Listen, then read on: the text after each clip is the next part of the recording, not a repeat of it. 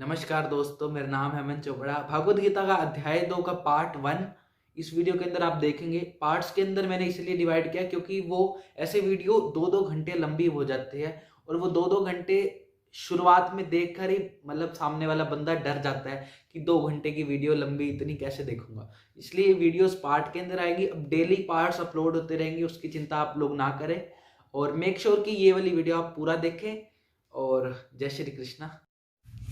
तो नमस्कार दोस्तों, अब हम भागवत गीता का दूसरा अध्याय गीता का सार शुरू करने वाले हैं। तो अब इसके अंदर क्या हो, पहला श्लोक के अंदर क्या बोल रहा है संजय ने कहा, करुणा से व्याप्त शोकयुक्त अश्रुपूर्त नेत्रों वाला अर्जुन को देखकर मधुसूदन कृष्ण ने ये शब्द कहे। ठीक है, अब संजय किसको बता रहे हैं? धृतराज जी को बता रहे हैं। धृतराज जी को वो कैसे बता रहा है? महल में बैठा बैठा उसके पास है दिव्य दृष्टि। संजय के पास क्या है? दिव्य दृष्टि है और इसीलिए वो सारी चीजें बता पा रहा है उसको, धृतराज जी को। अब वो बता रहा है कि करुणा से व्याप्त शोक युक्त अश्रुपूर्त नेत्रों वाला अर्जुन को देखकर मधुसूदन कृष्ण ने ये शब्द कहे। अब अर्जुन रो रहा था। अर्जुन किसके लिए रो रहा था? अर्जुन कह रहा था कि मेरे को अपने भाइयों को, अपने बंधुओं को मारना पड़ेगा। ठीक है, अपने भाई को, बंधुओं को, गुरु को, चाचा को, ताऊ को, सबको मारना पड़ेगा। मैं इनको नहीं मारना चाहता और वो कह रहा था कि मैं युद्ध नहीं लड़ूंगा, इसलिए कह रहा था। और अब करुणा से व्याप्त ये शोक युक्त और अश्रुपूर्त नेत्रों वाले अर्जुन को देखकर अब भगवान श्री कृष्ण उसको मोटिवेट करने आ रहे हैं। भगवद गीता बेसिकली क्या है? आज से 5000 साल पहले दुनिया का पहला मोटिवेशनल सेमिनार। ठीक है, इस दुनिया का पहला मोटिवेशनल सेमिनार। अब यहाँ पर भगवान श्री कृष्ण उसको मोटिवेट करने जा रहे हैं, उस रोते हुए अर्जुन, उस दुख मनाते हुए अर्जुन को देखकर। तो चलिए अगले श्लोक की तरफ बढ़ते हैं। श्री भगवान ने कहा, हे अर्जुन, तुम्हारे मन में यह कलमश आया कैसे? यह उस मनुष्य के लिए तनिक भी अनुकूल नहीं जो जीवन के मूल्य को जानता हो। इससे उच्च लोक की नहीं अपितु अपयश की प्राप्ति होती है। देखो, भगवान श्री कृष्ण क्या बोल रहे हैं उसको, अर्जुन को, कि तुम्हारे मन में ऐसा विचार आया भी कैसे? कलमश बोले तो ऐसा विचार तुम्हारे मन में आया भी कैसे? आना ही नहीं चाहिए ऐसा विचार कि तुम अपने कर्तव्य का पालन ना करो। तुम एक क्षत्रिय हो, तुम एक क्षत्रिय होकर कहो कि मैं युद्ध नहीं करना चाहता, तो ऐसा थोड़ी चलेगा भाई, ऐसा थोड़ी चलेगा। तुम क्षत्रिय होकर कहो कि मैं युद्ध नहीं करूंगा, और अगर तुम अपने कर्तव्य का पालन नहीं करोगे तो तुम्हें उच्च लोकों की नहीं, उच्च लोक यानी कि स्वर्गलोक हो गया, सूर्यलोक हो गया, और इसके ऊपर जैसे कि बैकुंठ धाम हो गया, बैकुंठ धाम। ठीक है, उच्च लोक की नहीं बल्कि अपयश की प्राप्ति होती है। अगर तुम अपने कर्तव्य का पालन नहीं करोगे तो तुमको उच्च लोकों की नहीं, अपयश की, बेइज्जती की, अपमान की प्राप्ति होगी। ऐसे विचार का त्याग कर दो, भगवान श्री कृष्ण उसको ये कह रहे हैं। तो अगले श्लोक की तरफ बढ़ते हैं। हे प्रीता पुत्र, इस हीन निपुंसकता को प्राप्त मत हो, ये तुम्हें शोभा नहीं देती। ये शत्रुओं के दमन करता, हृदय की शुद्ध दुर्बलता को त्याग कर युद्ध के लिए खड़े हो जाओ। अब यहाँ पर मैंने बताया ना कि भगवान श्री कृष्ण अर्जुन को मोटिवेट कर रहे हैं, और वो कृष्ण भगवान उसको, अर्जुन को बोल रहे हैं कि तुम ऐसी हरकतें, ऐसी गंदी चीजें मत करो। ठीक है, ये जो तुम कर रहे हो ये हीन नपुंसकता है और ये तुमको शोभा नहीं देती, तुम्हारे जैसे बंदे के ऊपर शोभा नहीं देती। यार, अर्जुन ने इतना महान आदमी था कि अर्जुन ने शिव जी को भी युद्ध के अंदर हरा रखा था, शिव जी को युद्ध में हरा रखा था। अनेक सारे, बहुत सारे देव, जो देवगण है ना, स्वर्ग में जो लोग रहते हैं, उन लोगों को युद्ध में हरा रखा था। और प्रमाण पत्र जैसे होता है ना, सर्टिफिकेट जैसे होता है, कंपटीशन लड़ते हैं हम, कंपटीशन में किसी को हरा देते हैं, फिर हमको एक सर्टिफिकेट मिलता है फर्स्ट प्राइज का। वैसे अर्जुन के पास अनेक प्रमाण पत्र थे। ठीक है, तो अब भगवान श्री कृष्ण क्या बोल रहे हैं, ये चीज तुमको शोभा नहीं देती जो तुम कह रहे हो कि मैं युद्ध ना लड़ूं। ये शत्रुओं के दमन करता, हृदय की शूद्र दुर्बलता को त्याग करके युद्ध के लिए खड़े हो जाओ। उसको मोटिवेट कर रहे हैं भगवान श्री कृष्ण। अर्जुन ने कहा, हे शत्रु हंता, हे मधुसूदन, मैं युद्ध भूमि में किस तरह भीष्म तथा द्रोण जैसे पूजनीय व्यक्तियों पर उल्ट बाण चलाऊंगा। अब अर्जुन बोल रहे कि मैं कैसे अपने भीष्म, जो मेरे पितामह के सब, जो मेरे पितामह है, ठीक है, जो मेरे पिता के भाई हैं, मतलब मेरे से बड़े लोग हैं, जो मेरे गुरु हैं, मेरे पूजनीय व्यक्तियों पर मैं उल्टा बाण कैसे चलाऊंगा? अब अर्जुन बोल रहा है। और फिर अगले श्लोक के अंदर अर्जुन क्या बोलता है? ऐसे महापुरुषों को जो मेरे गुरु हैं, उन्हें मारकर जीने की अपेक्षा, उन्हें मारकर जीने की बजाय इस संसार में मैं भीख मांगकर खाना अच्छा है। भले ही वे संसारिक लाभ की इच्छुक हो, किंतु हैं तो गुरुजन ही। यदि उनका वध होता है तो हमारे द्वारा भोग्य प्रत्येक व्यक्ति उनके रक्त से सनी होगी। अब भगवान श्री कृष्ण क्या बोल रहे, सॉरी अर्जुन क्या बोल रहे कृष्ण भगवान को कि ये देखो इतना आसान लिखा हुआ है, वैसे ही इसका बताने की ज़रूरत ही नहीं है, इतना सिंपल तो लिखा हुआ है कि उनको मारने की अपेक्षा मैं इस संसार में भीख मांग के खा लूंगा, चाहे वो अपने संसारिक लाभ के लिए वो मुझे मार दें, कोई दिक्कत नहीं, लेकिन मैं उनको नहीं मारूंगा। ठीक है। अब हम यह भी नहीं जानते कि हमारे लिए क्या श्रेष्ठ है, उनको जीतना या उनके द्वारा जीते जाना। यदि हम धृतराष्ट्र के पुत्रों का वध कर देते हैं तो हमें जीवित रहने की आवश्यकता नहीं है, फिर भी वे युद्ध भूमि में हमारे समक्ष खड़े हैं। तो अर्जुन को ना बेसिकली समझ में नहीं आ रहा कि उसको करना क्या चाहिए, युद्ध करे या ना करे। ठीक है, क्षत्रिय होने के नाते तो उसको युद्ध करना चाहिए। और फिर वो कह रहा है कि धर्म है, मतलब उसका धर्म वो अपने फैमिली को ना मारे, अपने फैमिली, अपने पूजनीय लोगों का वध ना करे, अपने भाइयों को ना मारे, इसलिए वो युद्ध ना करे, और क्षत्रिय होने के कारण वो युद्ध करे। अब उसको समझ में नहीं आ रहा, वो भगवान श्री कृष्ण से पूछ रहा है कि मैं क्या करूं, भगवान श्री कृष्ण से वो पूछ रहे क्या करें। तो अब अगले श्लोक के अंदर क्या आंसर देते हैं? अब मैं अपनी कर्पण दुर्बलता के कारण अपना कर्तव्य भूल गया हूँ और सारा धैर्य खो चुका हूँ। ऐसी अवस्था में मैं आपसे पूछ रहा हूँ कि जो मेरे लिए श्रेयस्कर हो उसे निश्चित रूप से बताएं। अब मैं आपका शिष्य हूँ और आपका शरणागत हूँ, कृपया मुझे उपदेश दें। अब देखो अर्जुन और भगवान श्री कृष्ण दोस्त थे पहले, ठीक है, अभी तक दोस्तों के हिसाब से कन्वर्सेशन चल रही थी। अब अर्जुन बोल रहे हैं भगवान श्री कृष्ण को कि आप मेरे गुरु बन जाओ और मुझे उपदेश दो और मुझे बताओ कि मुझे क्या करना चाहिए। ठीक है, मैं अपनी कर्पण, क्योंकि मैं अपनी दुर्बलता के कारण मैं अपना कर्तव्य भूल गया हूँ कि मैं तो क्षत्रिय हूँ, जबकि मुझे युद्ध करना चाहिए, लेकिन मेरा जी नहीं मान रहा कि मैं युद्ध करूँ, और अब मैं अपना सारा धैर्य भी खो चुका हूँ।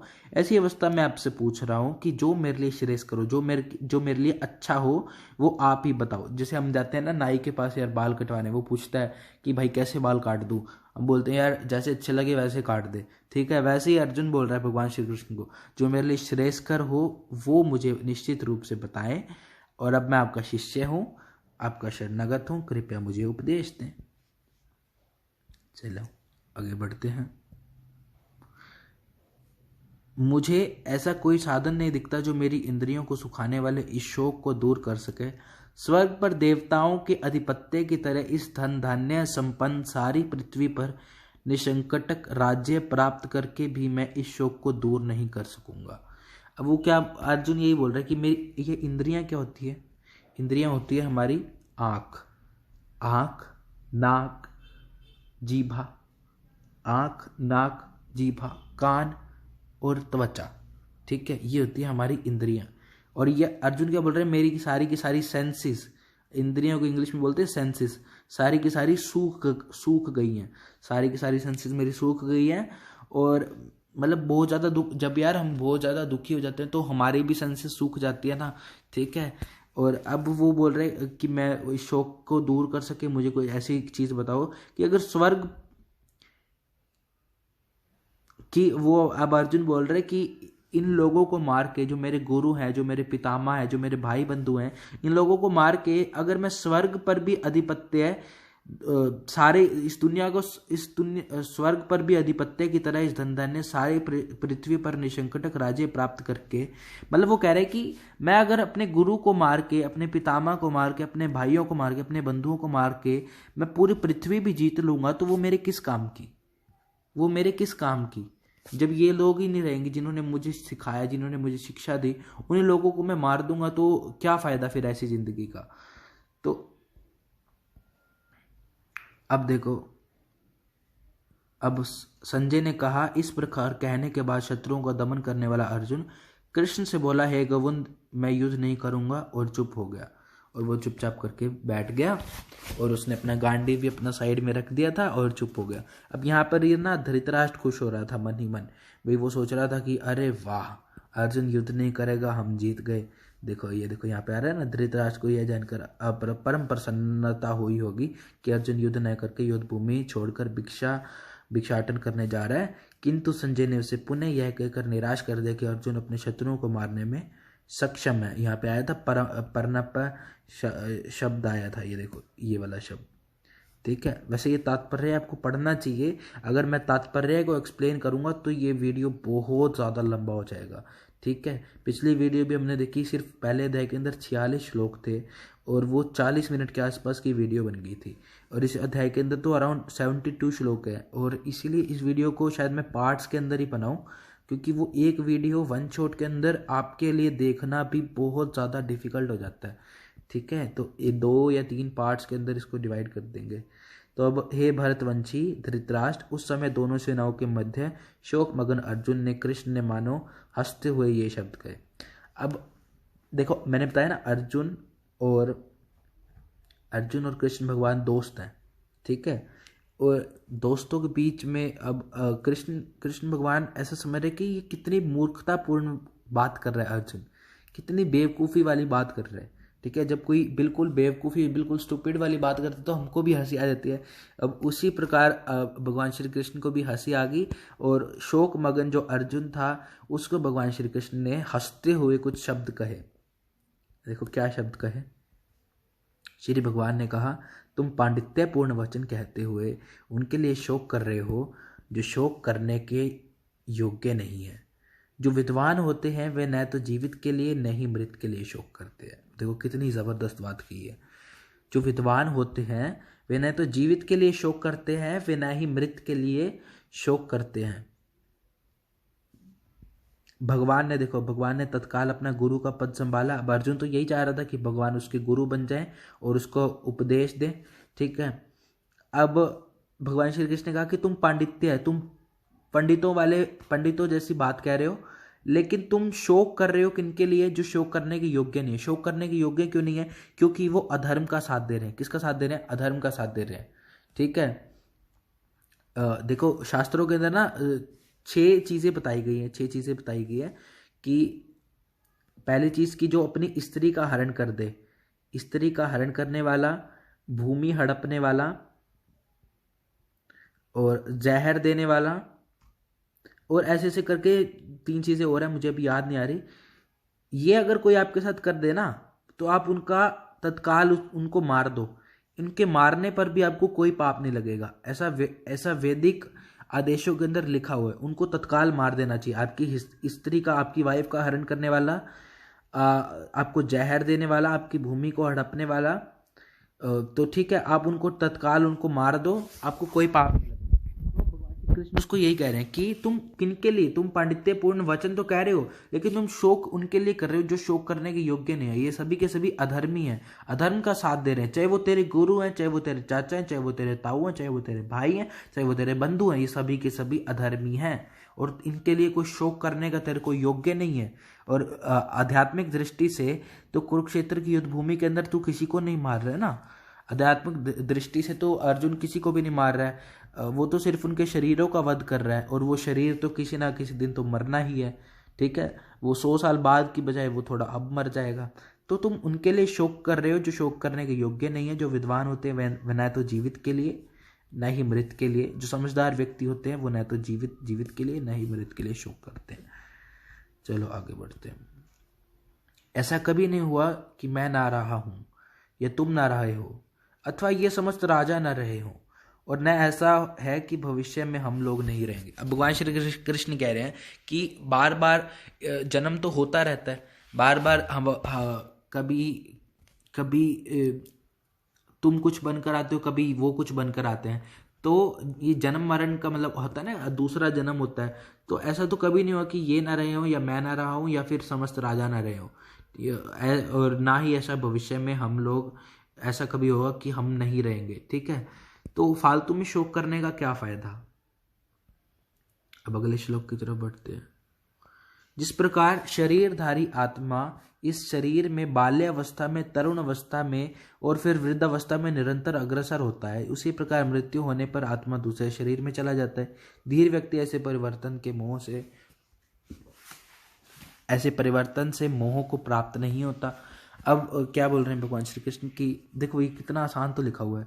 जैसे शरीर जो है ना, वो पहले बच्चा होता है, फिर वो थोड़ा और बड़ा हो जाता है, फिर वो और बड़ा हो जाता है, लेकिन जो आत्मा है वो इस बाल के समान है, और इस बाल के समान थोड़ी, बाल के 10,000वें हिस्से के बराबर है आत्मा, ठीक है। इस बाल के 10,000वें हिस्से के बराबर की जो आत्मा है वो हमेशा इतनी ही रहती है, ठीक है। वो ना ही बड़ी होती है और ना ही वो छोटी होती है, ना ही उसका कुछ होता है। तो वो हमेशा उतनी ही रहती है। बस जब मृत्यु हो जाती है तो वो शरीर छोड़ के दूसरे शरीर के अंदर चली जाती है। तो तुम क्यों इसके लिए शोक कर रहे हो? तुम क्यों फालतू के लिए इसके लिए शोक कर रहे हो? तुम अपना कर्तव्य का पालन करो और तुम युद्ध करो। चलिए अगले श्लोक के अंदर क्या होता है।